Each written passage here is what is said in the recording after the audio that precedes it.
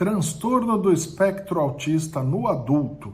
Esse é o tema de hoje. Bem-vindos ao canal. Meu nome é Bruno Reis, eu sou médico psiquiatra e vamos falar então sobre o diagnóstico do espectro autista na fase adulta de vida.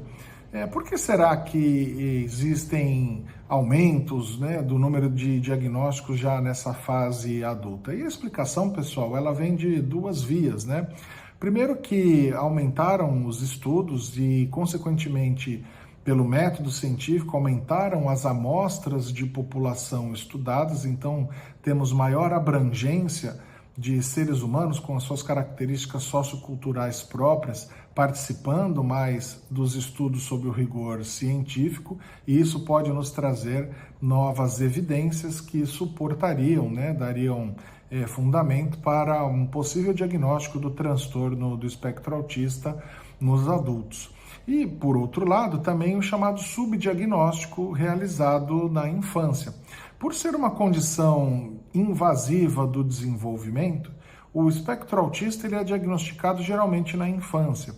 E relembrando apenas, pessoal, que tem os 3 pontos principais que caracterizam o autismo, que seriam alterações invasivas do desenvolvimento em relação à comunicação, seja ela verbal ou não verbal, a socialização, interação social, reciprocidade social e comportamental, alterações de comportamento que são interligados, levando a isso, obviamente, diante desses déficits ou atrasos, a poder acontecer também atrasos no desenvolvimento intelectual, sendo que precisamos hoje em dia, pelos critérios diagnósticos, saber fundamentar quais partes estão com maior atraso ou déficit para podermos determinar um melhor tratamento, um tratamento que seja multiprofissional, obviamente, que seja personalizado para aquela criança, para que ela possa ser estimulada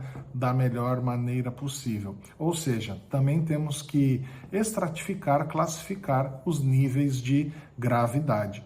Em casos de autismo leve, em que passam desapercebidos, seja por não haver acesso a profissionais habilitados, seja por outras condições que possam levar a pessoa a não ter passado por profissionais da época, alguns transtornos têm sido diagnosticados já em indivíduos adultos. Mas nós temos que ficar atentos e chamar atenção para isso.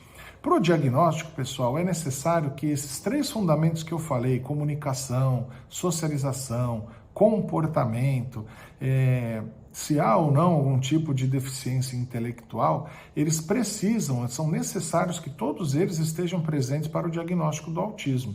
O que vem acontecendo em alguns casos pode ser a confusão entre uma parte desses critérios feita de forma isolada e sendo ignoradas outras questões, pois não se encontram naquele indivíduo alterações suficientes para que entre dentro do espectro. No adulto, a questão do hiperfoco tem sido muito levantada como um possível sinal ou característica do espectro autista. Explico. O hiperfoco é comum no comportamento relacionado ao espectro de interesse restrito, principalmente que observamos em crianças, que adoram um tema, por exemplo, dinossauros, carros, planetas, sistema solar, ou seja, temas de interesse em que elas esgotam aquela possibilidade, sabem absolutamente tudo sobre o assunto, e isso seria esse hiperfoco quando estamos diante do espectro autista. Agora, o hiperfoco no adulto, ele já é muito mais provavelmente relacionado a outro tipo de condição e que é um diagnóstico diferencial nessa fase, que pode ser, por exemplo, o transtorno de déficit de atenção e hiperatividade, em que o hiperfoco ele se apresenta dentro de um tema de domínio daquela pessoa e ela acaba passando horas e horas e horas apenas se dedicando àquilo que é da área de conhecimento dela e que ela gosta, e que causa, na verdade, prejuízo para ela, pois vai causar procrastinação para fazer outras tarefas que são necessárias para o adulto, atrasos, desorganização dos horários, ou seja, o hiperfoco não seria isoladamente entendido como o espectro autista. É necessário, então, que se tenham as alterações reconhecidas por algum tipo de profissional para se fazer um bom diagnóstico e entender se há também mudanças na comunicação verbal e não verbal, na socialização, na interação social, se há algum tipo de característica comportamental associada. Então, veja, são muito mais características necessárias para a gente poder falar sobre diagnóstico no adulto.